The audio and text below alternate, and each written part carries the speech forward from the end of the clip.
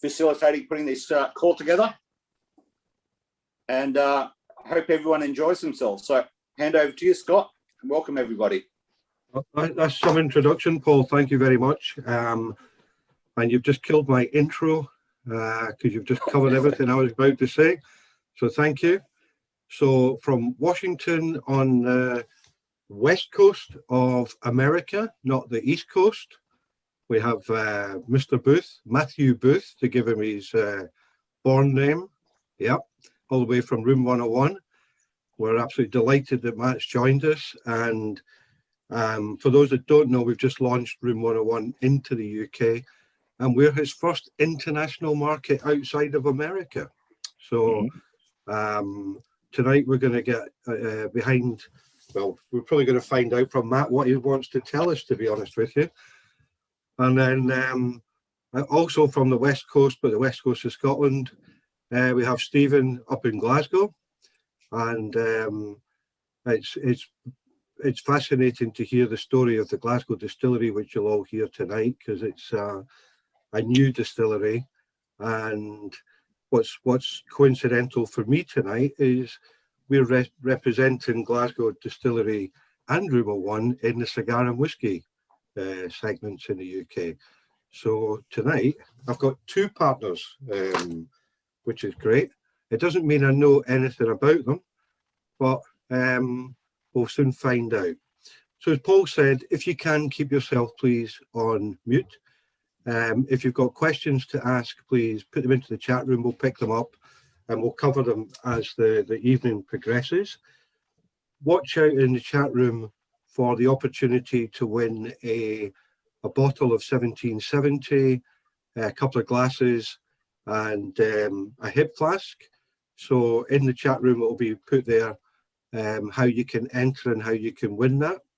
And then we'll repeat that a couple of times during the night.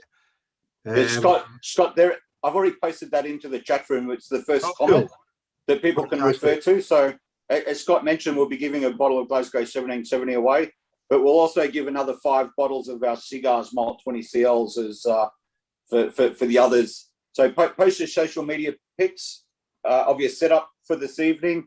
Use those hashtags that are listed, and we'll review those posts tomorrow and notify the winners. Awesome. So without further ado, I guess people want to light up a cigar.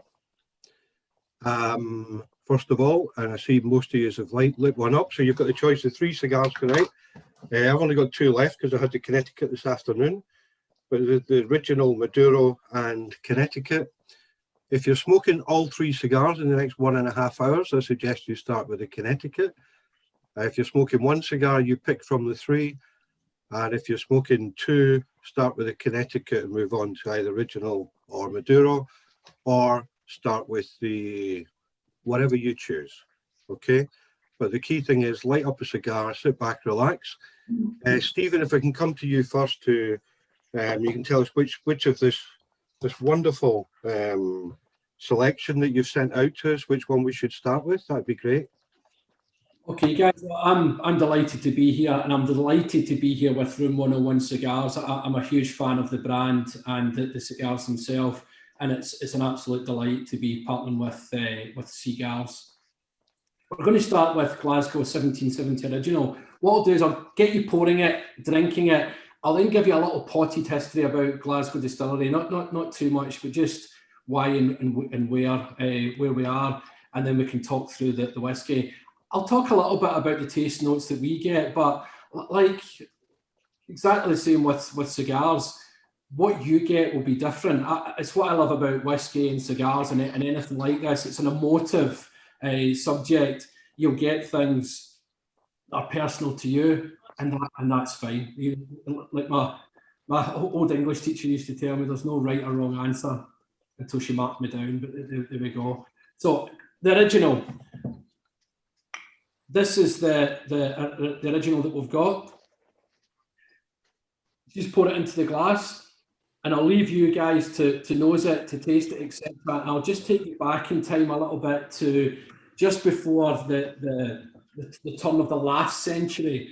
So in the late and early 90s, there was somewhere in the region of 15 to 20 legal distilleries operating in Glasgow. I use that term loosely. Legal, many more illegal distilleries. Illegal distilling was rife in Glasgow and Scotland in general at that time. So around about the turn of that century, Glasgow was a bustling city, the second city in the empire, so second only to London in terms of its importance.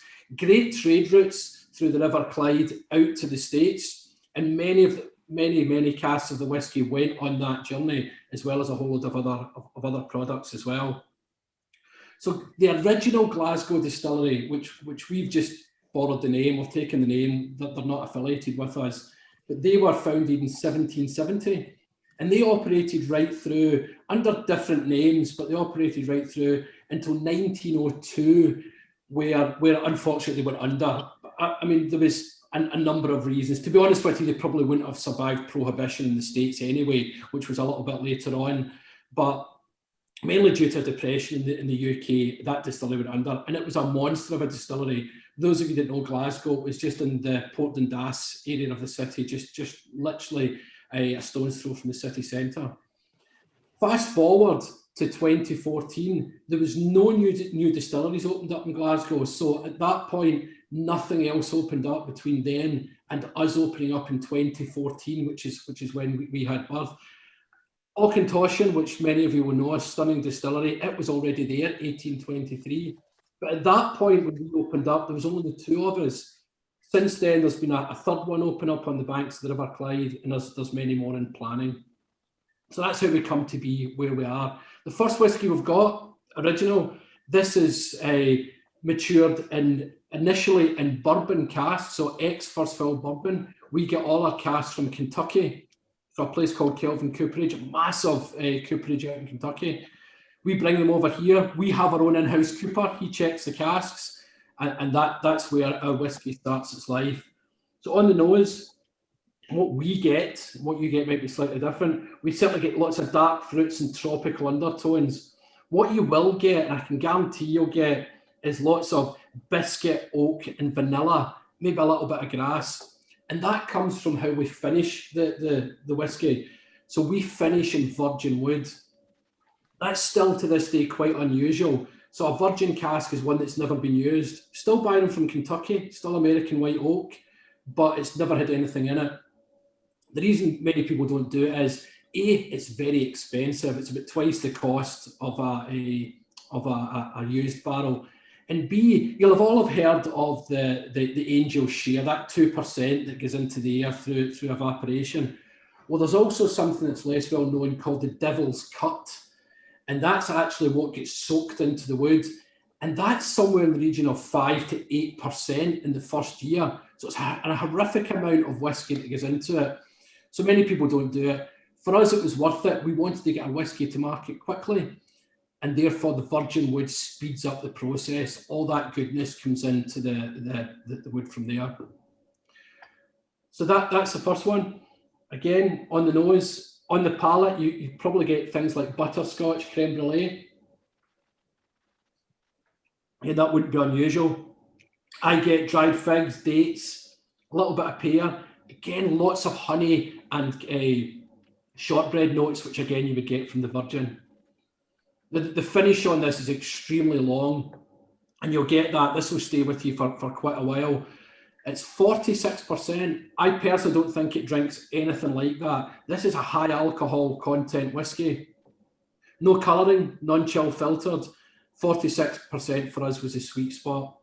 And again, on that finish, I'm getting things like a kind of woodiness from the virgin oak and a slight spice, which seems to come through in a lot of our whiskies. So I hope you enjoy it. That's Glasgow Distillery, a 1770 original, multi-award winning as well, I hasten to add. Point, Stephen, thank you. Yep, whiskey's going down a treat. So, Mr. Booth, you came here not just to drink whiskey, but the samples arrived with you that Stephen had sent. Yes, I hope. that's correct. I'm very grateful for that. Thank you. There you go. He's gone the extra mile. So, yeah. The guys in the UK will have read about you. They might have seen YouTube videos if they've got that inclination. to watch this, to find out as much about you as they can. But the best way to find out is by asking you. And so, although you're well known and a legend in America, Well, we don't really let's know. not get carried away with all that, but yeah. I'm building your ego for you. Thank you. Thank you. So can you take us back to the very, very beginning, please? And I guess Matt Booth got into the Marines. Oh, I was going to start with like when two people love each other. Not that far in the back. You want to go? We want to do Marines. Oh wait, I'm sorry. I'm supposed to. You go back as far as you want. Okay. I'm supposed to be nice to you today. I know. I'm sorry. I will. I'll be nice. Wait, there's someone else I'm supposed to be nice to. Are they in here right now? I received a certain cachet of instruction before this live recording. So I just want to make sure that I don't misstep because I'm all about following the rules, Scott, as you know. I'll let you know afterwards. Oh, great. Okay. Oh, good. Or if the room empties very quickly. Yeah. I'm used to that. It's fine. It's kind of a natural thing for my interviews. Anyways, okay. So I guess we could start. Take us away, Matt. Take us away. I will take you away, Mr. Fines. Okay. So my name is Matt. I served 4 years. Let's go back to like 1996, right? I'm sure Callie remembers it fondly. The year 96. Unbelievable. How old are you, Callie? I'm 29, so in 96 I was 5. Mm-hmm. You have very fond memories of 96. Loads, yeah, So, 96, big year. Yeah. So I was at the time a little bit upset, and so what I did is I joined the Marine Corps. Right, not too different from your British Royal Marines there, and I served 4 years as an infantry machine gunner. And when I got back out in 2000, I was cleansed, right? I had worked through some things and I was ready to strike out into the adventure that we call life, right? And so I moved back to Hollywood to pursue a career as a performing bass player. And I found myself very enamored through a chance collection of connection between people there locally. I found myself very enchanted by the craft of jewelry design. And as things progressed and as my fascination with lost wax casting and sculpting continued to swell, I realized that this was something that I very much wanted to pursue for my livelihood. In theory, livelihood, right? And as many people know, or as you may know, if you do something you love to make a living, you should hope to continue what it is that you do. And that is one of the things that we strive for to achieve and maintain on a daily basis with our Room 101 family. But I didn't just want to design jewelry and make jewelry, which we still do to this day in downtown Los Angeles. I wanted to create ... a lifestyle brand. And I was very much inspired by Alfred Dunhill, tremendously so. But the Dunhill of, say, like 1960s, right? The quintessence of luxury lifestyle, a true multi-category collection. And the nomenclature of their brand and all the classes of goods that they offered. I was so enamored by this. I thought, what if I could begin to create something with a similar category structure, but with things of a different style, right? In my own way, and kind of like a techno retro tribute to Alfred Dunhill, if you will. And so, although our first category that we still operate into this day is bespoke made jewelry, we added to my supreme pleasure in 2008, moving into 2009, a premium cigar. And this is probably, I would have to assume, Scott, you correct me if I'm wrong, the true nucleus of what brought us here today was the cigar component of our business, of course. Not just my fanciful conversational ability. Scott. you're right. You're right, Matt. It was the cigar. Right. Yeah, that brought us together. The conversation is secondary, although delightful. Exactly. So, But- okay. Or horrifying, depending on, your disposition. So,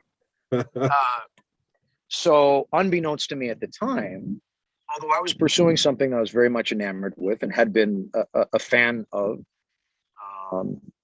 since I was a teenager, I was unaware at the time that there was the beginnings of ultimately what was to become, I think, a very formidable force in our industry. And it was the beginnings of what was to become the boutique segment of the market. Very akin to what happened in the beer business with craft beer. And I mean, you could go on and on with this. It really tethers, I think, perfectly into this resurgence of craft culture across all categories. Jordan just left. He's the first one. Scott, make sure he gets a prize. He couldn't take it anymore. Send him a cigar or something. No? Scott, can you hear me? Carry on, sir. Come on, sir. Yeah. Jordan I left. think Jordan just joined. He was a latecomer. It said he left. My battery died. I'm back. Don't worry. Oh, you can. Oh, so. Okay. I was worried for a second, Jordan. This is a I was very warning. worried for a second. Thanks for your concern, Matt. Of course. It's a warning that, to Scott? anybody who leaves early. You're in trouble, okay? Matt's documenting who's leaving early. Oh, yeah, I'm making a list. So I got to relight my cigar inside here. Okay. Where was I exactly? Oh yeah. So when I began in this field, I thought to myself, I remember vividly, I remember thinking, some of my peers and friends that also happen to be competitors, were already firing on all cylinders in this space. Pete Johnson, Dion, the owner of Illusion, and several other characters, right? That's very slick, Elliot. It's very shrewd. I saw your comment. So, just a quick question. Can I ask you a question on that, Matt? Because obviously, yourself, Pete, yes, Big Dion, were the kind of upstarts at the time. How were you? How were you welcomed by the rest of the industry? Paul, you're on. Could you go and mute as well, please? Well, initially I wasn't. Look, this is a very small cottage industry and community, and I believe that the people that are active in this space love it very much. It is a very heart and soul driven business. And I think people, including myself, are very protective of this space in the same way you would be protective of your little sister, right? Guy comes over to take her out to the dance. What are your intentions with my sister? What are your intentions in this industry? Are you just here to rape and pillage and scorch the earth? Or do you have heart and soul vested here? And are you going to become an active participant in our community? And I was very honored to have the opportunity to earn their respect and earn their friendship.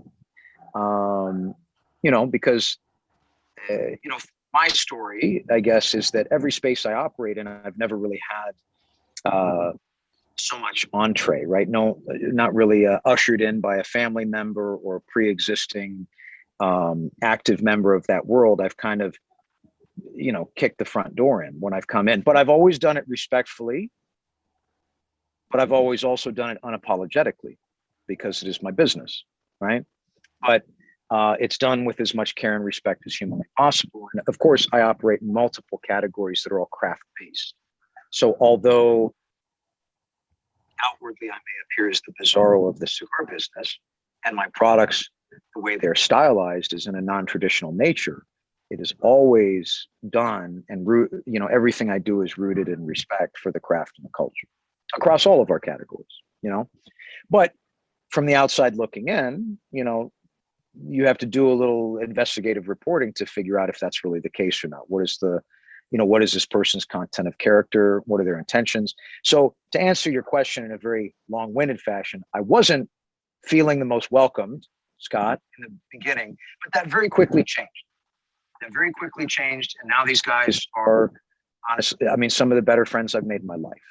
So, So what you're saying is you've become mainstream, Matt.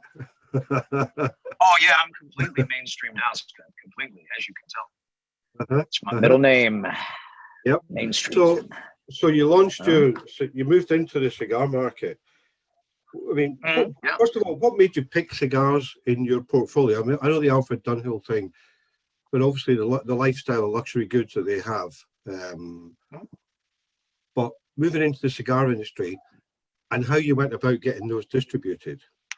Because if you're a one-man band, you need to find a factory, you need someone who's going to help you to do the hard graft to make your cigars. But the hard part is actually getting them into stores and getting them into people's mouths. So how did you go about that? It's a nightmare. Okay, so I think there are two questions there, right? How and why.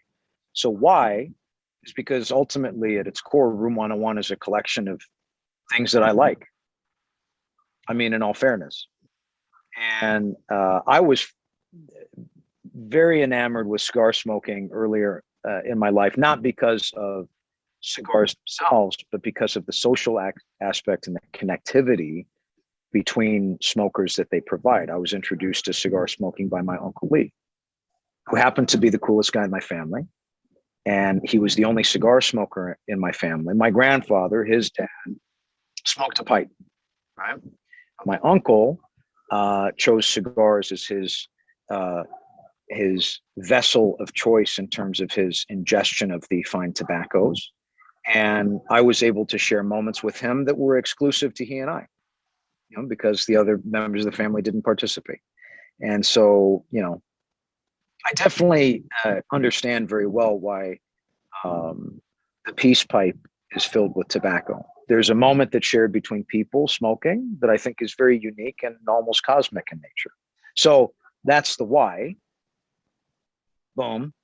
The how is I was able to broker somewhat strategic distribution arrangement with a larger company in the industry named Davidoff. And what they did is exclusively for the first 3 years of our activity in the business, they distributed our products domestically in the United States.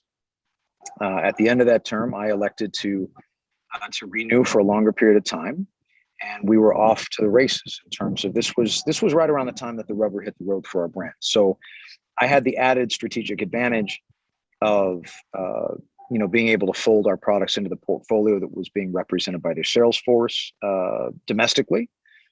And we were able to penetrate the market very effectively. Now, you could also, I see you smiling, Scott. I also, there's one, I think people, it's very important to understand that even with the might of a machine like that, if you don't have the core message, core product, or core source material, it's an exercise in futility, right? To attempt to sell something.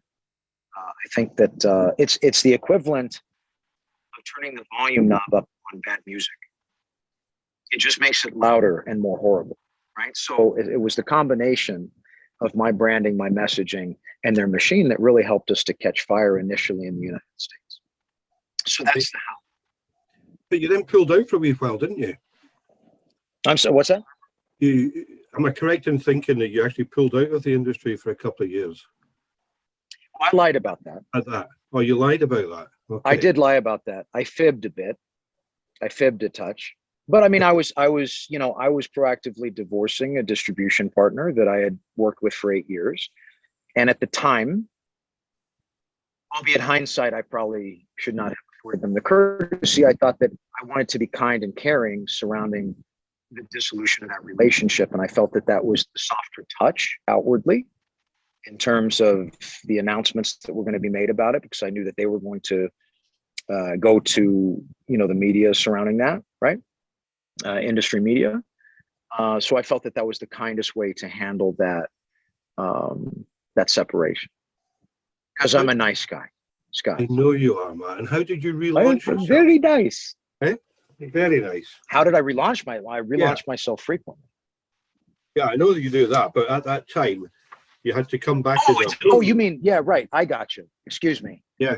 It's, So how it's did you hard do- for me not to think provocatively when I'm face to face with you. You're very, your camera is out of control. Oh, It's geez. like seeping through my phone. I think there's Okay. this I'm is sup- being- I'm this supposed is to be being nice. recorded, okay.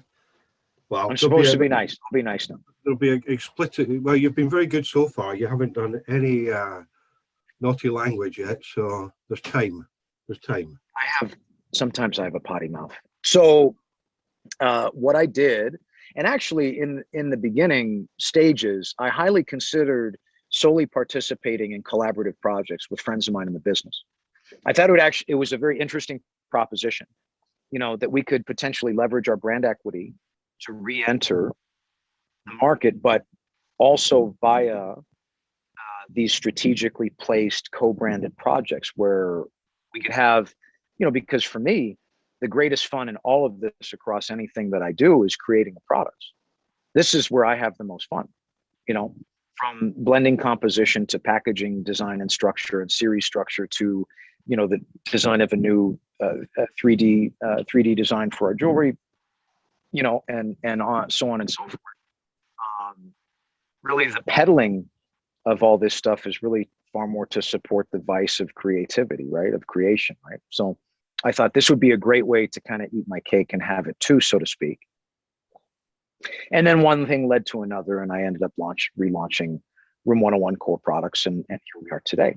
But the first product that we released was co-branded with a very dear friend of mine in the industry, Robert Caldwell, and we released the Hit and Run, okay? Which actually today now is a Room 101 product. And we also released the T, which was a trilaborative effort between himself, AJ Fernandez, and myself, which is now a Caldwell product, right? So this was the way that I initially stabbed back into the business. And it served multiple purposes. Because of the collaborative nature of those projects, there was a great deal of talk surrounding them, and therefore the PR machine on a gratis basis was talking about myself, my brand, and our co-branded efforts pretty frequently, and we were able to start to regain shelf space at brick and mortar with those new projects. Okay. Listen, that's how I relaunched. That's great. And can you take a couple of minutes, Matt?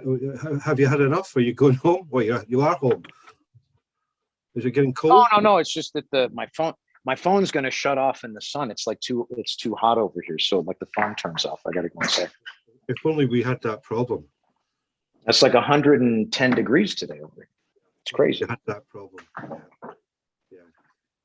There you go. That's better. You can see you now.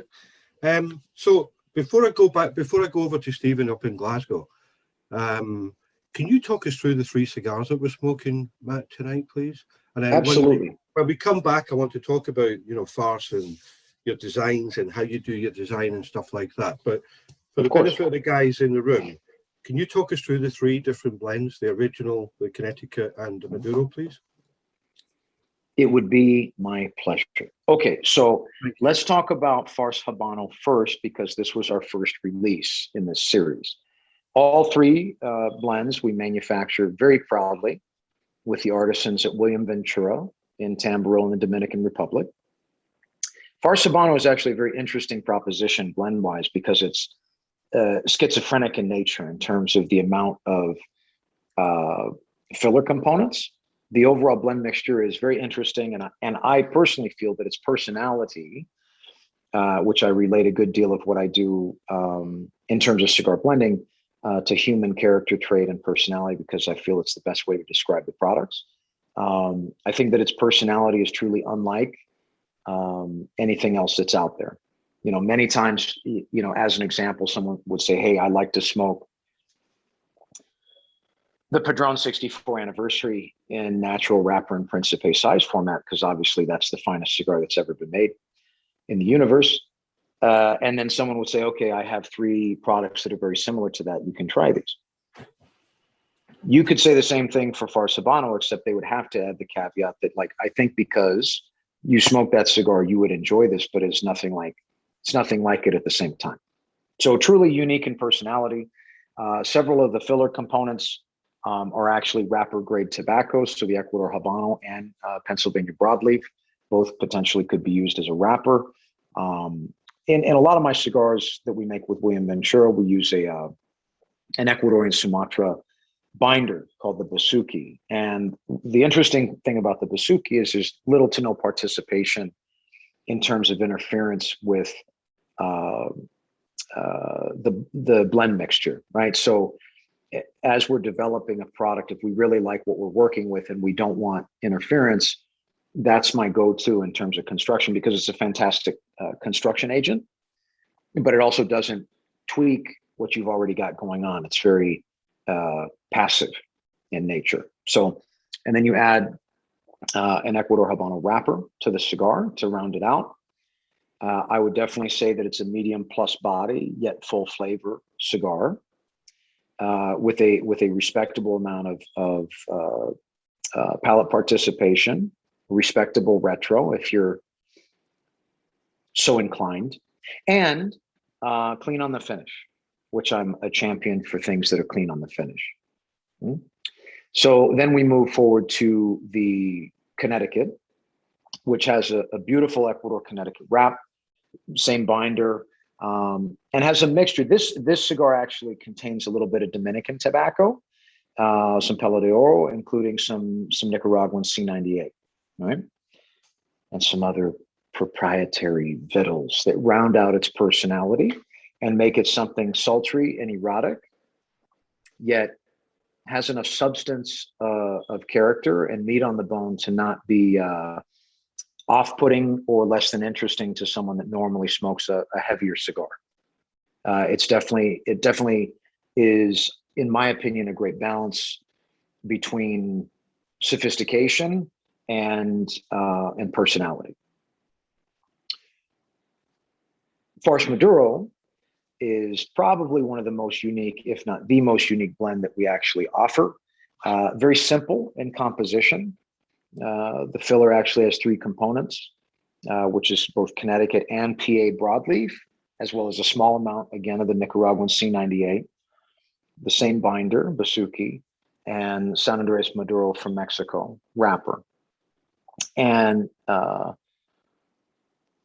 Farce Maduro, very simply, because of the aging and treatment process that the Venturas apply to these tobaccos, is a much softer and sophisticated version of its former self. If we were using younger Nicaraguan tobacco or younger broadleaf, it would be a much louder, almost obnoxiously so, blend. A friend of mine calls it the Danny Trejo of our cigar collection, which I don't know if we know the actor Danny Trejo. Do we know him? Machete? No? We don't know Machete? No? Okay.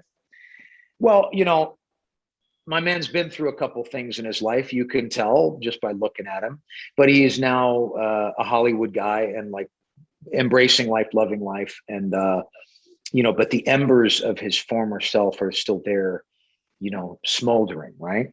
So Farce Maduro is the Danny Trejo of our cigar collection because in its youth, it would have been a far more volatile and abrasive cigar. And now you get to enjoy it in a more sophisticated state of its life. That makes sense? Fantastic cigar it is. So these are the 3 cigars. Thank you. So Matt, if you want to take a break, we'll go all the way from Washington on the west coast of America to Glasgow on the west coast of Scotland. How cool is that? Yeah. So, Stephen, up in Glasgow. I'm actually indoors, as you can see, but I promise you, if I was outdoors, the sky would be the same colour as Washington State. Our sun's nice. Different. We've got the colder version of the sun. It's still yellow, but it burns a lot less hot. But it's the same sun, I believe. So it is understood. Yeah, it's got further to travel to Scotland, hasn't it? That's the problem. Yeah. So the next whiskey we're going to move on to is the triple distilled. Unfortunately, look, I don't think that's the one you've got. My man in LA sent you the samples out Matt. And I think that's the one that he's missed. But it's quite unusual. So what you'll get from this is big hits of vanilla. So triple distilled would normally be the kind of bastion of production of Irish whiskey. Although the other distillery that I spoke about, Auchentoshan, they also famously triple distill as well. In terms of the process, what happens is when we're distilling whiskey, we've got 2 stills. We've actually got 4, but there's 2 stills in the process. The wash still and then the spirit still. And triple distill goes through the spirit still a second time to make distillation in total. Every time you distill it, what you're doing is you're increasing the alcohol content, but you're actually taking a lot of the flavour out. And it's why if you've tried a lot of Irish whiskies, they're very light and unoffensive, but perhaps lacking complexity in some level. With that in mind, we wanted ours to be triple distilled Glasgow style. So we finished at 100% virgin oak, which is very, very unusual. So again, on the nose, what you will get instantly is massive big hits of vanilla coming from it, which is obviously from that virgin oak. I also get dark cherry, caramel toffee, and roasted almonds as well. Really, really smooth, still 46%, super smooth whiskey. You expect it to be smooth with it being triple distilled. Using up virgin casks as well. Part of what the wood is there to do, when you bring, it's not called whiskey, but when you bring the wash off the fermentation vessel, so just before it gets into the stills, it's technically a beer, but it's full of sulphur. Now, depending on how long it's in the fermentation tanks, depends on how much sulphur.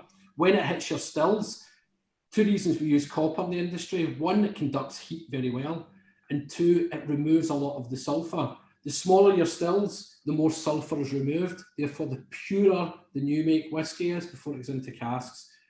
If we don't sell a new make whiskey, but if you were to try it, it's sulphur free. So when it goes into casks, it's already well on its way to becoming whiskey. Stick it in virgin oak, and you're looking at some of the smoothest whiskey you've ever tried. Huge amounts of sweetness. So again, if you're on the palate, first thing that hits me is again those big hits of vanilla, but also a real smoothness and sweetness coming through as well. Again, at 46%, the level of complexity for what is a triple distilled whiskey is incredible. Again, a very long finish. While you're enjoying it, I just wanted to say it was interesting, Matt, when you were talking about being the newcomer, and that's something we had as well. And probably the whiskey industry is certainly as equal as the cigar industry. In the past, was a bit of a gentleman's club, and it wasn't for everybody. It was for them and those, as I've heard it saying, and it was a bit like a secret society. My goodness, if you're not hundreds of years old, you needn't play. If you're not a man, you shouldn't be drinking it. And it's moved on a lot. And although we're quite young, we were one of the first of this new wave of distilleries, of which there are some outstanding distilleries and open up in Scotland. And we had a little bit of that in the early days. But actually, we did pretty similar tack to what you did. We wanted to break the mold and do things a bit differently, but we were very respectful of this excellent industry that we're a part of. Our CEO sits on the Scotch Whisky Association board. We're members of the Scotch Whisky Association, which you don't need to be, surprisingly, but they're an industry that's slowly moving with pace. And I think there's a lot of the bigger guys, so your Diageos and Grants, are looking towards smaller guys like us to look at how we produce whiskey. There's a really stunning distillery in Islay called Port Ellen, which was mothballed, so it was closed down. Diageo bought this. They could make that whatever size they want it to be, and it's almost going to be identical in size to what we're doing, because scale isn't it doesn't equal quality. And generally, the small batch, you've got lots more time to treat it with a bit of care. The other thing which fascinated me is you talked about shared moments, father and son, and that for me is I've done a lot of research in whiskey in the many years that I've been in it, and that was a big thing that came through. It was a shared experience, and most kids, and I'm not saying father or son, parent to child, be that mother to daughter or mother to son or whatever, it's generally a relative that introduces you to it and appreciate what it is. And for me, I will drink whiskey on my own. I will smoke cigars on my own. But there is nothing better than those shared moments where you can, even if you're not talking about what you're smoking or drinking, it's just appreciation that you're in the same place. And you spoke about, I think it was the last event I heard you on, you spoke about when you meet someone who's into, you could be anywhere you want in a business session, and you meet somebody that's into heavy metal or hard rock, and instantly you can and I find that with whiskey, the minute I say that I work in, if it's a whiskey drinker I'm talking to, there's a bond instantly and you start talking about it. And cigars for me is the same. And they go hand in hand. It's why most of these sessions are dark spirits and cigars. They're just made for each other because the occasion is the same. It's what I love about it. I agree. But I hope you enjoy this whiskey, guys. It's unusual. I think it'll be up there with some of the smoothest whiskies that you've tried, certainly for at the level that it's at in terms of 46%. You guys have only been going relatively short space of time, Stephen, and your range is expanding. But I guess it takes time to say, when they sit down and say, right, what are we going to produce? And, so you've got the three main 1770s and then the secret one that you'll talk about later, I guess. But how much planning and what kind of lead time goes into producing a whiskey? We do. So we do a number of spirits. So whiskies, the distillery was built to distill whiskey, but we don't have rich benefactors. So we had to kind of earn our keep from the word go. So we do have a range of gins, vodkas, rums, etc., which brought in an income while the whiskey was sleeping. So you're right. Whiskey to be whiskey has to be in cask for 3 years and a day. And it is a day because it's to take into consideration potentially a leap year. Sounds like a joke. That's actually true. 3 years and a day for whiskey. So instantly, when we started, you design the stills and it'll give you a certain flavour composition and all the processes and the malts that you buy and everything else. But there still is an element where you do your first distillation and you do that because you really don't know what you're going to get. If you do things the right way, it's going to be something good, but you're not quite sure what. And then you take that, and that's fine. Your new make is perfect. That's what you want. And our new make is very, very fruity. It's what we were looking for. It then goes into cask, and again, you have your fingers crossed. And our first whiskey was released in 2018, and of course, we're trying it all the way through. I tried it before it was finished, so it was bourbon casks, and it was decent, but not excellent. And then the difference that virgin cask made, so it's about a third of its life, was like night and day. So again, you're just hoping. In terms of what comes next, the three main whiskies that we're trying today are our signature range. So they will always be the same. And then we are actually looking at, and it's interesting that question because it's causing me a lot of pain just now, that process. We last year bought some amazing different casks. So, I mean, we have had some single casks out in the market, mostly sherry, for either a single cask or a finish. We have got some stunning casks, Bordeaux red wine from a very, very well-known winery, which we're not allowed to mention and we're not allowed to put in the label, unfortunately. We've got cognac, Sauterne, Tokaj, port, absolutely amazing casks. We put the whiskey in, we put the new make in, but again, we don't know what it's going to be like. And I was hoping to bring a load of these to market right now, but they're not ready. And that's a real kick in the teeth, but they're not ready. And I think we set out from the start, and I'm sure Matt was exactly the same. We set out from the start, and it was, I've heard the phrase before, cost be damned. And we weren't quite like that, but we would not have released, and we will not release anything that we don't think is perfect. And you can only be true to yourself on that. Yeah, you can maybe rush things to market in the hope that people like it, but if you don't love it and you don't believe in it, it shouldn't be hitting the market. And every product we've put out is, in our opinion, the best that we can do. When you work for a business like that, it's very easy to be passionate about your company and your brands, because I have in the distant past worked for brands that I wasn't massively keen on, and that's difficult. You know, especially when you're selling or marketing a brand, it's a transfer of emotions. If you don't love it and feel connected, how can you possibly sell that emotionally to anybody else? And it's a real labour of love for us. Like I said, we're keen to bring good quality spirits at as affordable a price as we can. But it's difficult for a small producer to keep the costs down, but we hope the quality shines through on that. And the other thing we wanted with our signature range was to have a whisky for every occasion. So that's what I love about the Room 101 range, is that regardless of how I feel, what time of the day it is, what I'm doing, who I'm with, what I'm drinking, I can pick up a Room 101 cigar and it'll go perfectly. I think I've seen in the chat some of you have started on the Maduro. That one I have smoked with the last whisky that we'll try, which is a peated, and my goodness, it's a marriage made in heaven. It really, really works well. We can come on to that later on. How many people are now working there, Stephen? We've got 21, so it's quite a tight team. 8 of them are distillers, so we work on shifts. We're almost 24/7. We're getting towards that. It's just distillers come and go. We've got a settled team now, which is good. So it's the same distillers that we've had for a long time, which again is important because they know we are not automated in here. So we're kind of semi-automated towards the laborious side of it, but there's a certain joy to that. So the guys know when to make the cuts on the whiskey. They know when to pull out the bit that we want to drink by nose and smell and so nose, smell and taste. So that's important. It's important we've got that. So when you guys were setting out, remind me what year it was you guys set up?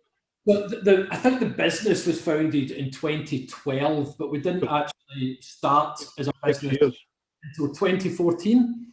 And we didn't, the whiskey stills didn't arrive until 2015. So we've been distilling whiskey since 2015. We picked, so there's a period of time then where you're just amassing overheads and not selling anything. I love it. I speak to Wow. And loads of folks say to me, "Oh, that's brilliant. We're going to open up a distillery. We do this, we're going to open a distillery." Okay. You better have deep pockets. We don't have a visitor centre here, so we've no income there.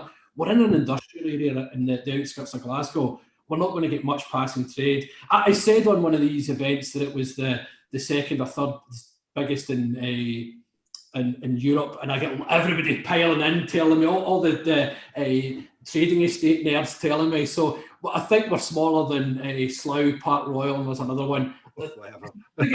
Biggest. It's not something I'm proud of. I'm just saying it's a big old place. Yeah, I'm just thinking as a business person how, wow, setting up the business. So we're going to do whiskey, and you know you're going to have to wait 2 years, 4 years, 6 years, 8 years before you're actually going to sell anything, and then you have to work out who you're going to sell it to. 100%. It's difficult. The one thing that's a plus for our industry is that the longer it sits in cash, the more money it's worth. And that actually the banks and the investment guys are starting to recognise that actually. By God, in terms of an asset to get loans or investment on, there is nothing better than whiskey. It's only going one way. And it's been like that for the last 20 years. So every day, week, month, year that goes past, what we've got sitting in storage, and we've got about 2 million bottles in storage just now, that just adds value. That's, I mean, on that, the quantity that we've got, the one decision we made early doors was that we'll only ever sell between 10 and 20% of what we produce. The danger is that you get excited and you sell it all because you're trying to pay some bills or pay wages, whatever, but you have to have legacy stock. I hope that when I'm long gone, hopefully when I'm alive to see it, but when I'm certainly long gone out the distillery, or maybe even a long gone fully, there'll still be Glasgow Distillery, but maybe there'll be a 25-year-old. And these are quite young whiskies that you're drinking. And for me, I'm really excited to see what they're going to be like when they're 10, 15, 20 years. For me, 25 years is a sweet spot for whiskey. I know there's lots of whiskies older than that. They start to get very woody as they get a bit older, but these are going to be special whiskies at 10 years old and beyond. So your investment advice is buy casks. Oh, 100. You know what? We're not allowed to. We did sell casks. We don't anymore. And the first question people would ask me is, "What's it going to be worth?" And by law, we're not allowed to say that. It's like buying shares in IBM and your broker saying they'll be worth X, Y, and Z in 10 years. You can't do it because you can't guarantee it. All I would say is the value of whiskey. I've been in this industry 25 years. I joined just as it was coming out of a slump, and the value has risen every year since. So I think it sees no signs of abating. There's some special bottles out there, but yeah, if you buy casks, I'd be very surprised if you weren't thrilled at the outcome when you come to sell them on. So before I go back to Matt, that's my clue to getting ready. Awards. You mentioned you've won some awards, Stephen. So for a fledgling company to win awards, that's quite a major thing. Yeah, it's an interesting thing, an award, right? Because is it a vanity exercise or not? And I don't really know the answer to it. I would swap every one of our awards for another 100,000 bottles sold. I'll say that right now. For us, these awards are industry people. So it's not the awards that the whiskey. It's not punters, as we would call them. It's not consumers. They're industry giants, really. So there is a certain kudos to that.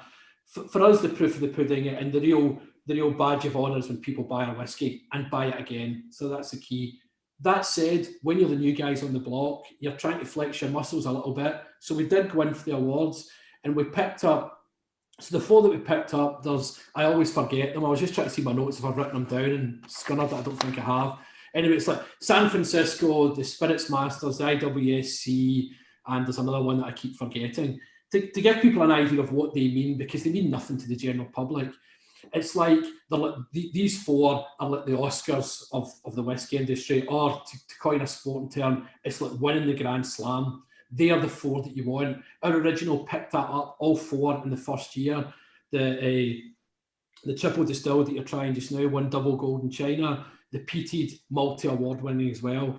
And actually, the real feather in our cap, being small guys, the upstarts as we were, and this was fantastic, especially for our founders.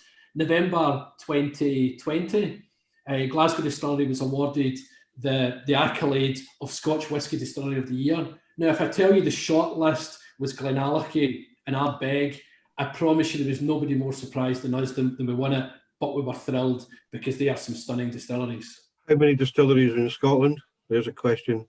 There's 138, I believe. When I joined 20 years ago, there was only 96, I think there was. And the industry itself is I'll be quiet after this, but I'm proud of the industry. The industry is so important to Scotland, and I think that's missed. The Scotch whisky industry is worth 5.5 billion to the Scottish economy. It's crazy money. What for me focuses my mind even more is of food and drink exports, so food and drink exports only, Scotch whisky is 75% of Scotland's food and drink exports. It's 25% of the UK's food and drink export. So this is a powerhouse industry, and it's why, and I'm going to get a little bit political here, it's why, recently when they brought in minimum pricing, so the Scottish government brought in minimum pricing and actively hurt the industry that's the golden goose. So, it's like killing the fatted calf.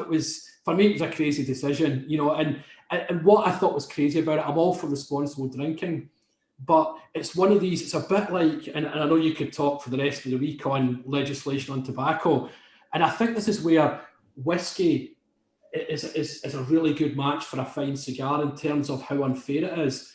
A malt whiskey is under the same scrutiny as a bottle of Buckfast and a bottle of cheap vodka. Now I don't know.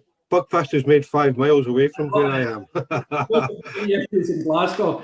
I don't know of many kids that are taking their lunch money and going and buying themselves a single malt and a Cuban cigar or a cigar from Nicaragua. It's just not happening. Maybe actually there's probably certain parts of London that does happen, but it's certainly not happening in most areas of the world. It's certainly not in your part of Glasgow.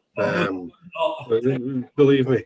It's interesting because my local member of parliament now recognises his way of thinking is cigarettes and roll your own are cheap lager, cigars are malt whiskey. So that's what he's got in his head.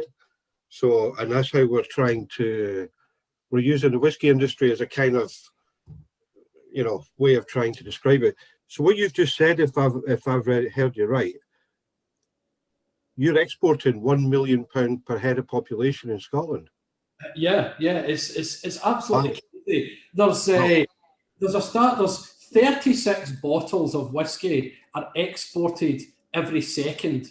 36 every second to 166 different countries. It's a monster. There's just a final note on that. The industry. So if you think we've got 21 people in our distillery, but actually if you go to a big massive distillery, they won't have a huge amount more than that, and unless they've got multi-functions to it. But there's 10,000 people directly employed by the Scotch whisky industry, and another 40,000 supporting. So things like people who supply grain or whatever. So there's a lot of jobs that depend on it. 50,000 jobs, a lot of money coming into the economy. It's scary numbers. That's brilliant, Stephen. Well, listen, thanks for the input. Now, I'm going to go back to Matt. I don't know if you want to introduce the third whiskey before I do, or I think people are maybe asking which one's next.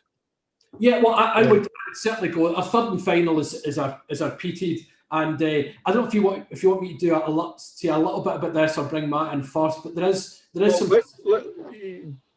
Yeah, we'll go to Matt because he's sitting out there in Washington wondering. That's this one. Matthew, are you still with Which one? us?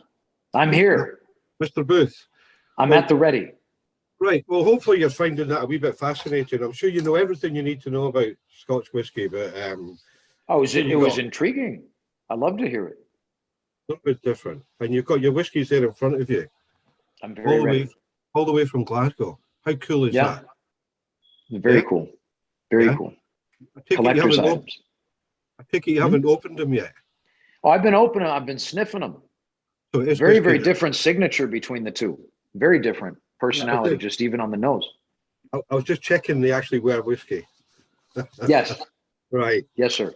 Okay. We got asked a question earlier on about the design of your cigars, and I wanted to have that as a wee separate subject because your design to me is one of the best, if not the best, on the market in the industry. Wow, man! Thank you. When I was doing my research and before we started flirting with each other to decide, our partnership and where we were going to go, I got sucked into the Farce design because I didn't really know the cigar, and what struck me was the beauty of it and the design of the little cherry blossom on the front, and just it was just stunning. It's simple. So Thank I'd you. like to ask you about the design and the name of, Farce. First of all, where does the name Farce come from? What does that mean in your part of Well, work? every design element, every name that I apply to a product has some level of significance attached to it. Nothing is without thought, and nothing is without reason behind it, right? Some I keep to myself, and some I'm open about, right? So Farce very simply has several meanings behind the name, but I think one of the easiest to digest is the fact that this was my first product release following a less than true announcement that I was to retire from the business. And so that was a farce, And in terms of what you said about the design, I've always felt that there's a great strength in simplicity. And I think that, at least my goal is to design my products so that they are inviting and visually appetizing, that they might compel someone to pick them up and try them. After that, the product has to speak for itself for them to try it again, right? But to separate themselves on a stage, whether it be by box or band or whatever element that's meant to be that flag that we're going to wave for the brand, they have to capture them in a nanosecond, right? Where did the inspiration come from? The cherry blossom logo, actually the original version of it, which has been modified to accommodate brand sharing laws, in the EU and UK, was initially drawn as a Japanese family crest, as a circular frame around it. And we removed that because apparently that makes it okay to still sell tobacco. So that's great. I'm sure there was a lot of time, money, and energy invested into that. I know I invested my money into fake. Yeah, some lawyers probably happy. Yeah, we spent a great deal of time and effort figuring out that we could just delete the circle, and that was great. So awesome. Anyways, the flower itself, and the logo is drawn as a family crest because our brand is a family, very simply put, and forever tightly knit smaller group of operators that are far more a family than they are business partners. And we have the cherry blossom significance represents the beauty and brevity in life, that life can be short yet beautiful, and to embrace that. And also the fact that it represents continuous change and seasonality in life, which are also ever present. The leaves happen to be tattered a bit because we ourselves have a bit of wear and tear on us from building this brand over the last nearly 20 years. I know I do. My petals are weathered, but still continue to flourish, right? So that's the significance behind that symbol. It's very good because, I mean, also the colors. You use grays and I can't think of another cigar. Maybe gray isn't the right color, so I apologize.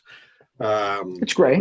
It looks gray to me, but you use colors, like the blue, the white, the gold.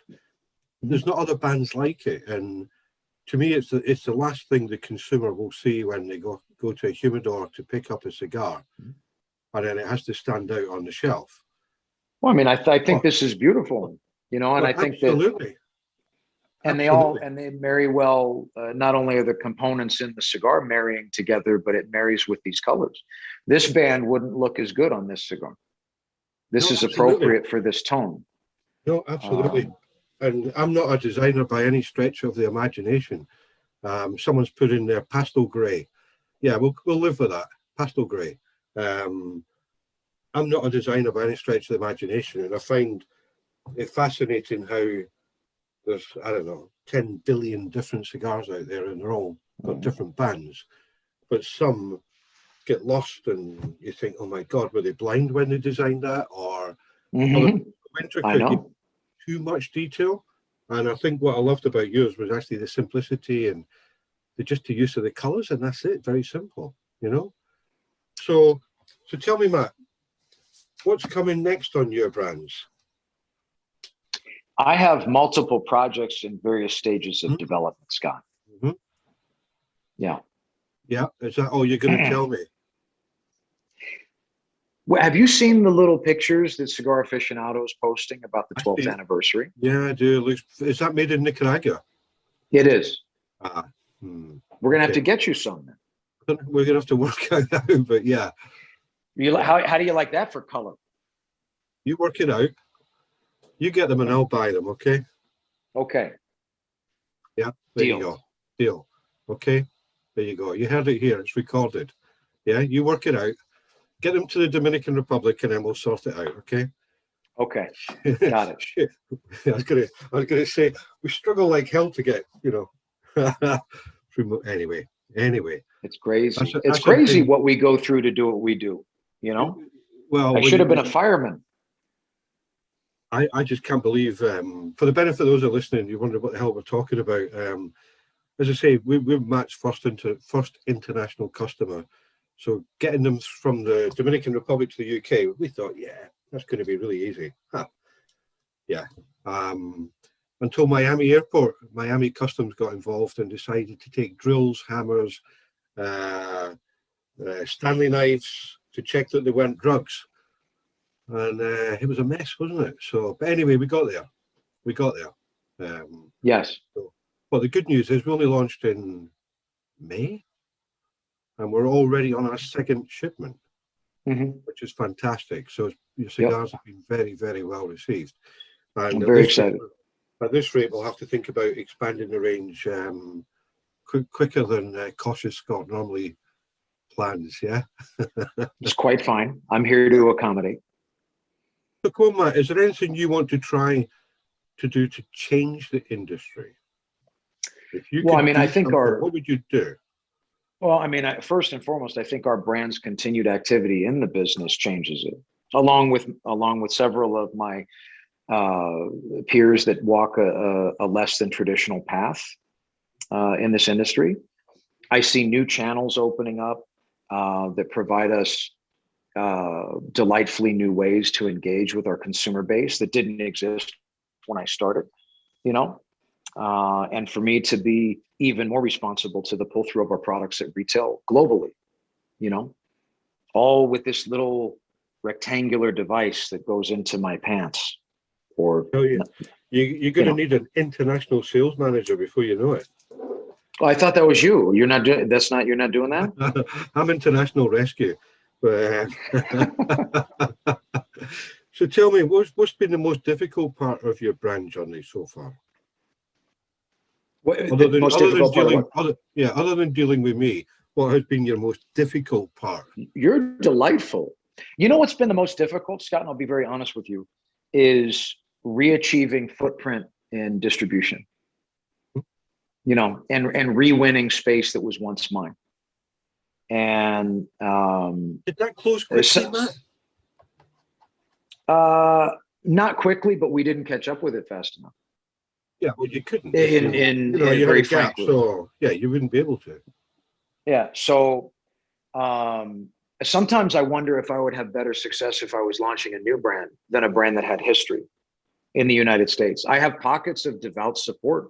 I'm headed to one this weekend where we're launching another custom product with one of my best friends and best retailers in the industry. But then there are other pockets that are disabled. My model is very simple: is to do more business with less people and to focus on authentic partnerships between people that have a vested interest in the mutual benefit of all involved, right? So distribution is challenging. I think the landscape has proceeded to become more hostile on a yearly basis. You know, every year it's seemingly harder to remain active in the industry. And a lot of that difficulty stems from our own retailer base, right? Really? So, really? Yeah, man. I mean, am I supposed to be honest or like? Yeah, absolutely. Well, we don't know the American market, so I mean, I'm very fortunate that we have great relationships with likes of Paul at C.Gars. Yes. Well, I mean, it's just become challenging, but that's why I'm very partnership focused, and my focus is to do far more business with far less people, you know, and work with them intimately.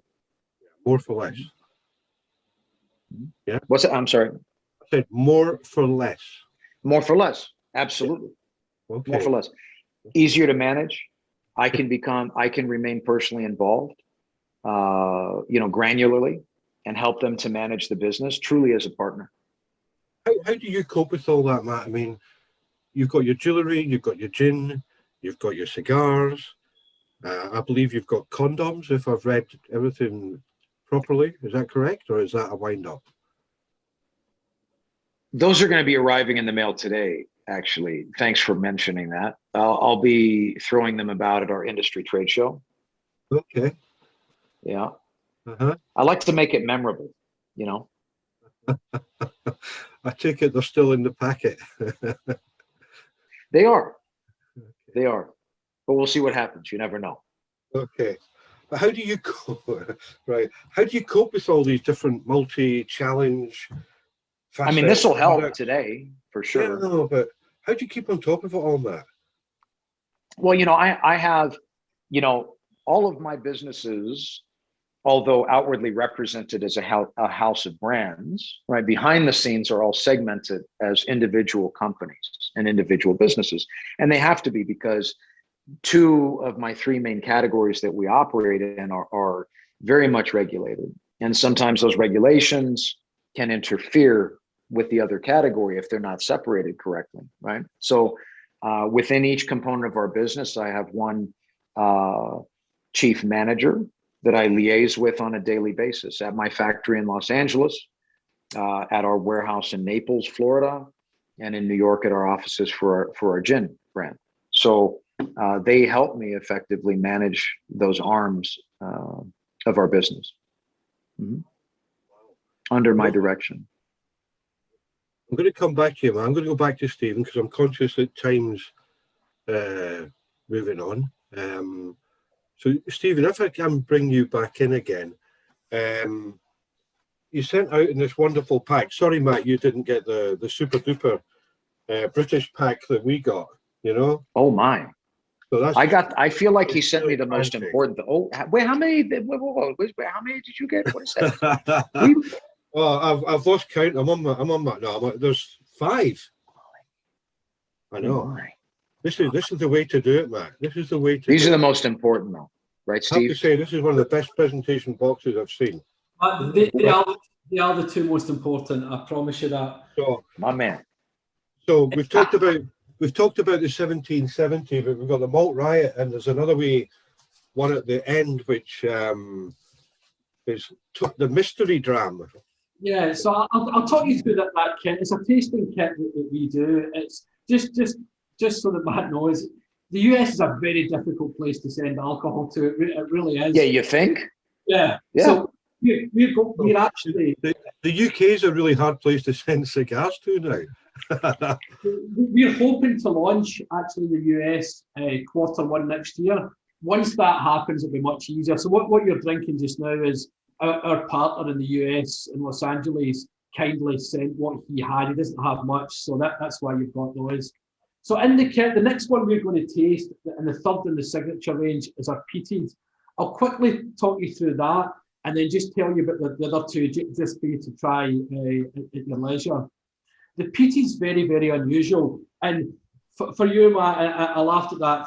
For me, peated whiskey is our Danny Trejo, so that's not for the faint-hearted. Peated whiskey. We made it slightly different to that. So a lot of the folk on here that was drinking the whiskey will have tried Islay malts, and they're a big punch in the head in terms of that medicinal flavour. We talk in the industry, I won't bore you on it, but we talk about parts per million, so it's phenols. So it's how much peat is in the whiskey, how much that flavour comes through. And the higher that number, the more it is, and the more in general it would smack you about the head. So to give you an idea, Lefroy is 25 parts per million. What we're about to taste is 50. So it's twice Lefroy. There's a caveat to it. So again, if you take it on the nose, and I was at a very cool week that we had in Paris at the most beautiful venue, and I met a Canadian importer, and she, for me, nailed this one in the head. We spoke about it being peaty, and she said it reminded her of when she was in the Guides and it's campfire smoke. And that, for me, is probably the best way to describe this. Yeah, you get a little bit of the smoke. Again, you'll get surprising amount of sweetness on this. So this is spent time in a Pedro Jimenez sherry cask. I spoke a bit about the casks that we use. So a bourbon cask would probably cost you somewhere in the region of a couple of £100 for a used dollars for a new cask, and about $100 for a used. A Pedro Jimenez sherry cask is upwards of €6,000. A big investment, but it comes through in the flavour. So what you'll get instantly when you taste it is a sweetness and not that medicinal flavour that you would expect. And rather interestingly, it depends where the peat comes from. So in Islay, the peat that they dry their barley on comes from the west coast of Scotland. And the peat there is made when seaweed breaks down, it creates peat. And that's what happens on the west coast. On the mainland, and particularly in the east and in the Speyside region, we draw our peat from there. And that's made when heather breaks down and creates peat. And that's the difference that you're getting in the flavours. And it adds huge amount of sweetness to it. So that's our peated. For me, my favourite of the 3, very unusual, a real luxury drink, and with a Maduro cigar or something that's heavier bodied, my goodness, it just works fantastically well.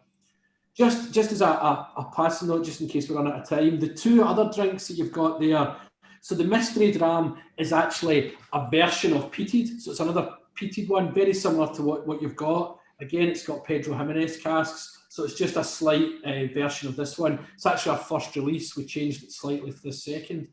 And the last one, which is Malt Riot, is actually a blended malt. So it's still malt whiskey, but not all from our distillery. Some of it's ours and some of it's from friends I've got in the industry.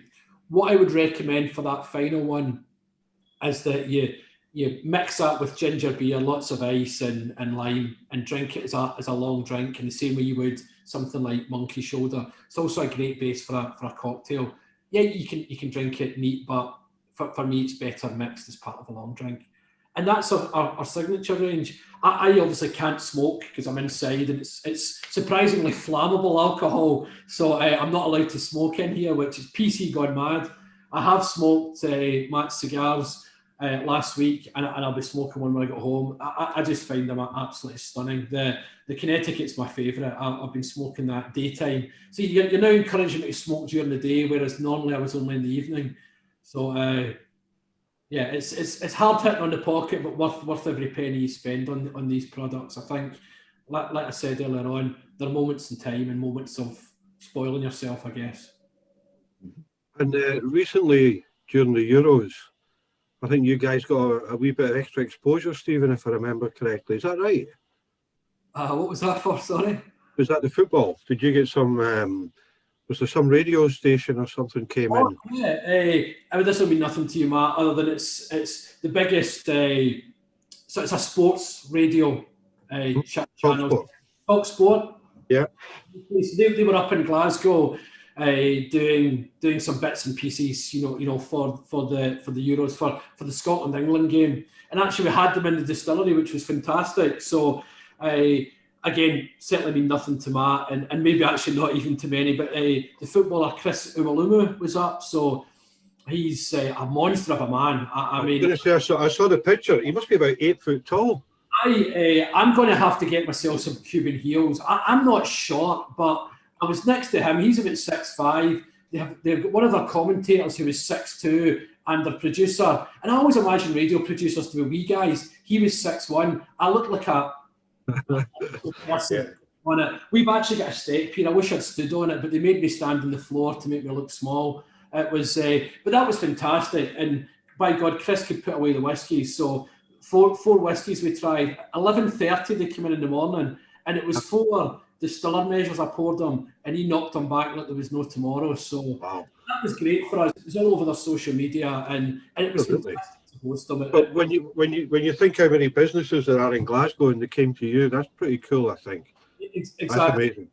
Yeah. I think that it was a real feather in our cap, and we're all big sports fans in the distillery and talk sport in general. So it was nice to host them, and they were absolute gentlemen. They really were. And I'm sure they went out with carrier bags full. They did have little gifts.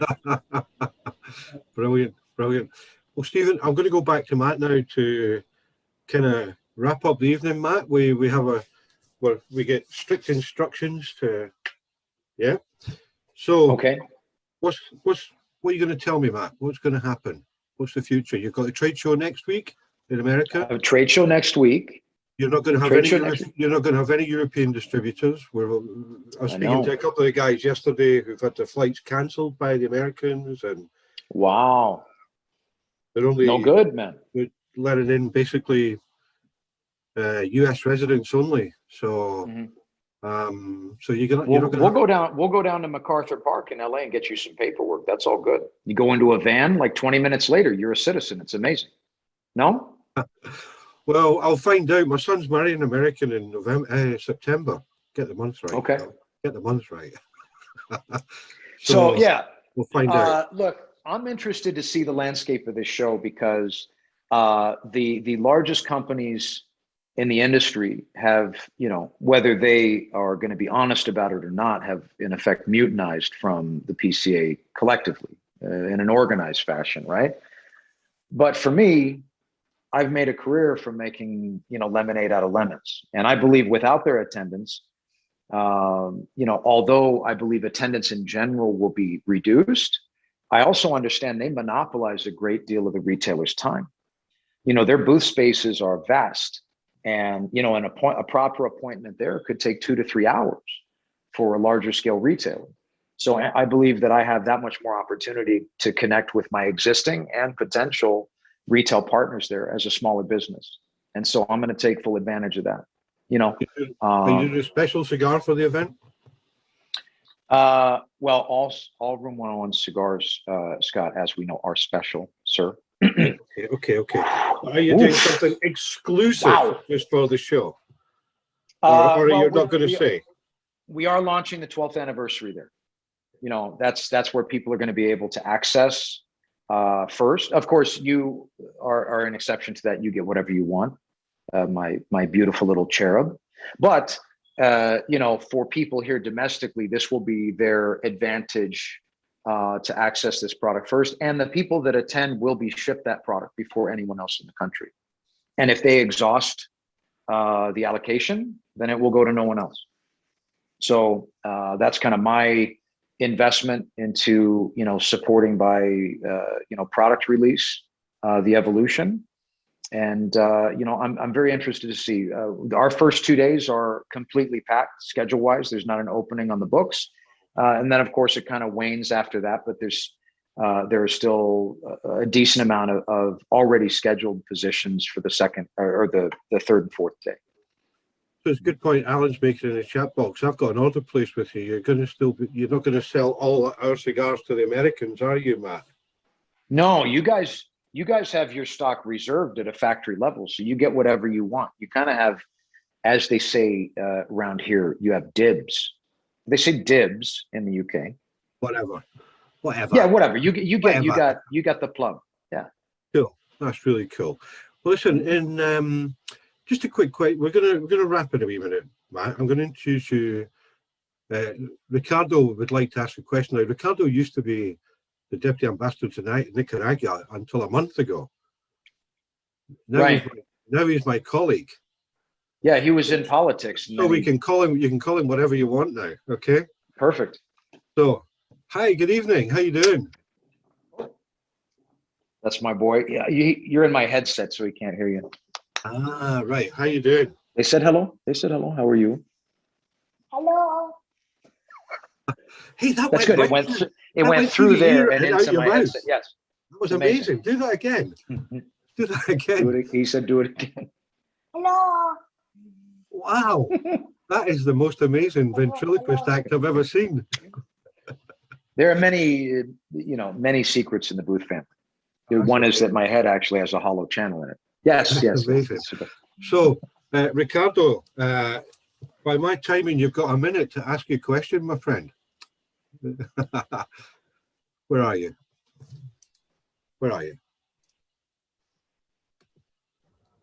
He left. Thank you. You're there. Oh, there you are. I was about to write your name on the chalkboard, Ricardo. Oh my God. No, well, lovely to see you. What a pleasure. Always a pleasure. I felt that I couldn't not just say a quick hello and let the opportunity be such a missed opportunity. And you, Paul, it's always a pleasure to see you. I love when I saw your smile coming out when you say he used to be at the embassy. Now he's no longer there. And the smile came out on Paul. I love that. That was quite amazing. I love that. But no, it's a pleasure to be here. And thank you to C.Gars. They're the kings of the jungle when it comes to cigar retail in the UK. So it's an honor to be with you. Thank you, Ricardo. Today. And it's amazing to hear the similarities between the two companies. I mean, different industries. But it's amazing when I look into the parallels in terms of the size, some of the philosophy between Glasgow 7070 and Farce and everything you're doing at Room 101, particularly when it comes into that design, that simplicity, the colors, the style is so attractive. I really love it. And you put them next to each other, such a beautiful match in many ways. I really love that. And it was wonderful to hear you, Stephen, talk about the importance of the industry to Scotland. And if you think of cigars to Nicaragua, I mean, you're talking that, cigars are 3% of the GDP of our country. That's 50,000 people working in that industry, 500,000 people depending on it. So it's an incredibly important product as well. So what Matt has been doing with AJ and keeps on doing is incredibly important. And for that, as a Nicaraguan, Matt, I have to say thank you, because that makes a huge difference to our people, not only to the consumers here and to us now in the industry, but that's something that really makes a difference in the life and the quality of the life of our people. And that's incredibly brilliant. Now, what I wanted to ask you, and this is part of me for the past year and a half, I've been very selfish in some of these calls that I try to learn a little bit things that are really interesting to me. Sometimes they happen to be interesting to the people around, and sometimes they're not. But what I'm curious a little bit is East Coast, West Coast in the US as a market. I know there's a great, let's talk about it. There's a good distinction between the East Coast, West Coast when it comes into, let's say, music, right? So you could think, well, there's a gray in different genres, but even within similar genres, right? You think of that big quality battle, if you wish, between Tupac and Biggie and the East Coast, West Coast kind of thing. I've kind of heard through the grapevine, there's something interesting when it comes into cigars as well. There's an East Coast, West Coast. I agree. Brands. But I'm curious if there's anything you could share with us for me to understand a little bit more about that East Coast, West Coast. What does that really mean in terms of your operations, your life, your work? Is there something there to that's really creates that kind of a, not antagonistic, but an interesting rivalry perhaps, and a distinction between the way the East Coast companies and West Coast companies work in any way? If there's anything you could share, we'd love to learn a little bit about that. Well, I think it's very simple. Los Angeles and New York are two nucleus. They are each a nucleus of culture and a nucleus of creators. And so therefore a nucleus and a center of creative energy and creative output.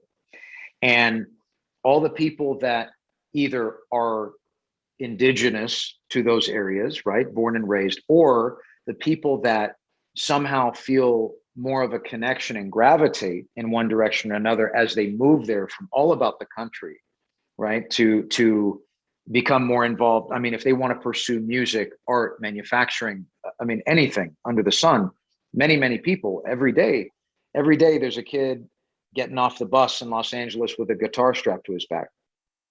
And on that exact same bus, there's another kid with a guitar, or maybe even that he pawned his guitar, getting on the bus and going home with his tail between his legs, right?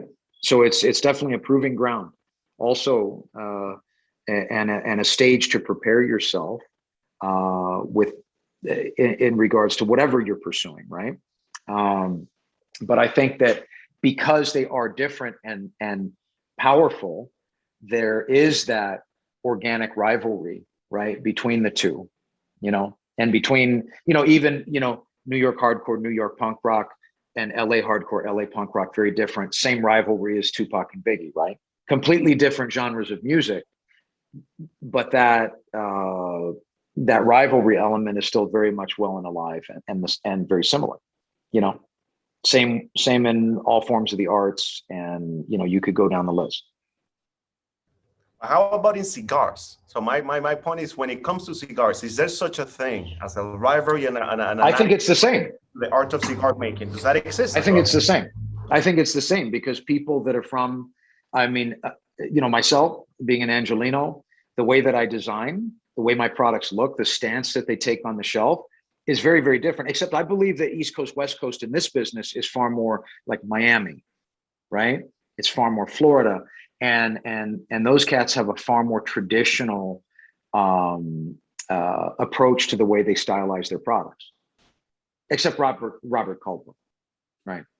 His products are brilliantly different than anyone else there, right? But that's how he's been able to skyline himself, is his personal approach. And in the same breath, I would say, I'm sure that a great deal of the traditionalists look at what I'm doing and say, this guy's a freak.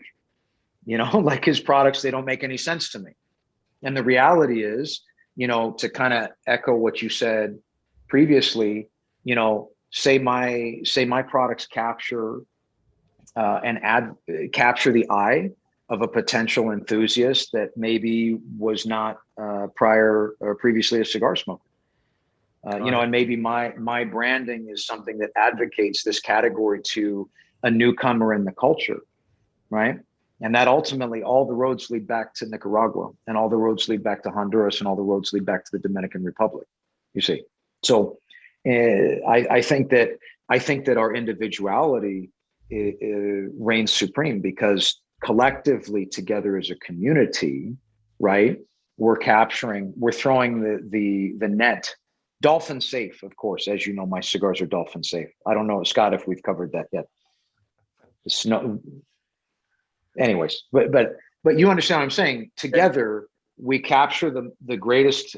We cut the widest swath in terms of interest generated, and therefore, together, we are a community of advocates for this culture and this craft. Thank you. But yeah, I think there's a bit of rivalry there. No, I got it, and you capture it quite well. Yeah, that to me makes a lot of sense even more now. And if I may, I know I'm using the time here, but I cannot let this one, because now you mentioned something that made me think of it just now. And you talk Nicaragua. I know there's Dominican Republic. So without saying, I'm not talking about what's better, what's worse, but I'm talking about, if you were to put it in a succinct manner, the difference between working with Nicaragua and Dominican Republic as partners, yourself, is there anything in particular that highlights changes or that you can mention? Scott saying, what are you asking that, Ricardo? I know, but I'm meaning now, there's mostly something interesting that us in the cigar world want to kind of understand without comparisons, no malignant comparisons, but I'm curious, there's something there that you say, you know what, this is interesting versus this. If there's anything you can share, maybe there's nothing, but I'm curious. I think everyone's approach to the way they compose cigars is based on their own personal journey, right? As it applies to pursuing this craft. And I think that just like, food recipes are unique to certain areas. Like if you went to New Orleans, you would get some phenomenal succulent oysters, deep fried in more butter than your body should ever ingest at one moment. And they're fantastic, but this isn't available where I live, right? And even if they attempted it, it would be horrid. You understand? Because it's in their blood generationally to create these recipes, and cigars are no different. The factory is the kitchen, I mean, even to personalize a bit more granularly, even if you port your blend formula to a different factory and you source the same materials, it will taste different. It's the nature of the beast. It's cooking in someone else's kitchen, right? So I think that the approach and the pedigree and the history that they have, across the board in the DR differs from the way they go about things in Nicaragua. And I think therein lies our own East Coast, West Coast, creative challenge between our at a manufacturing level, right? And then you bring it here, and then it's on the stage of the marketing and consumer level, right? Because there's nothing wrong with anything, as long as they don't make cigars that taste horrible. There's nothing wrong with what they're doing, right? But it's all there are different little proprietary secrets to their processes, right? That exist in their factories that make the individual personalities of those products what they are. Brilliant. Thank you. See, and that's how I learned something out of this, of the many things I've heard today, because I get asked that sometimes, and I'm learning about Dominican Republic, and I'm learning it through your cigars primarily now. So this is a wonderful answer, and I appreciate that candid and frank response. No, it's my pleasure. But you got to remember, my cigars are not what you would come to expect to come from the Dominican Republic either. Well, it's changing, it's evolving. It's even that. There's not the Dominican Republic and Nicaragua, they're evolving so much. And like you say, he's a chef in each of the two kitchens that also gives it a unique element, that there is no one single Nicaraguan way of cooking, right? There was also varieties there, but this is great. Thank you very much, Matt, and can't wait to meet you in person. Appreciate it, sir. No, likewise. Well, Matt, I think we're coming to the end of the show. You'll be delighted to hear, and you can go and spend some time with your boy. I think it's been an absolute pleasure. I'm hoping the people that are home that have came to join us have enjoyed tonight, and it's been really good to get an insight into the mind of Matt Booth and what makes you tick. And hopefully there'll be many, many more occasions, and hopefully we'll get you over to the UK and maybe even get you up to Glasgow. And we can go to this wonderful whiskey distillery in the centre of Glasgow. It would be my pleasure. So just for the guys in the room, in the chat room is the details if you want to try and win yourself a bottle of whiskey. The details are there. Bottle of whiskey, a couple of glasses, what do you call it? Flask. Get it on social media, and who knows? You could be the proud owner of a bottle of whiskey tomorrow. Matt, thank you so much for today, and enjoy the rest. I hope the show goes really, really well. When you see the big man, Mr. Caldwell, send him our best. I will. Kelly did her tour tea time with him tonight. He very nice. Gave us some questions to ask, but she's not going to ask them. Not on a recorded event. So, well, listen, you take care of yourself. Thank you very much indeed. Stephen up in Glasgow, as always, it's a pleasure. It's been really good fun, really educational, and it's been good. We've probably covered different ground tonight that, you know, we've done before, which is wonderful, and it's great to see the correlation between the industries. They just go, it's a marriage in heaven. It really is. And last of all, but not least, is Paul. Thank you so much for allowing us to take over the C.Gars Zoom room to the C.Gars team behind the scenes somewhere. Thank you very much. And to everybody else that came out tonight to come and listen to some people prattling around, talking about stuff. I hope you enjoyed tonight. I certainly did. And we look forward to the next event. So thank you very much, Paul. Yeah, much appreciated, Scott. Fabulous event once again. A great pairing with the cigars, Matt. Thank you very much. And also to Stephen, look forward to selling a lot more of both your products through the C.Gars website and our own Termo Cigars and Whiskey stores here in the UK. As I said, post your social media posts and we'll pick out some winners tomorrow. Our next event is on Wednesday, change of the day of the week, to the 21st. We return to Cuba, a great pairing with Glenfiddich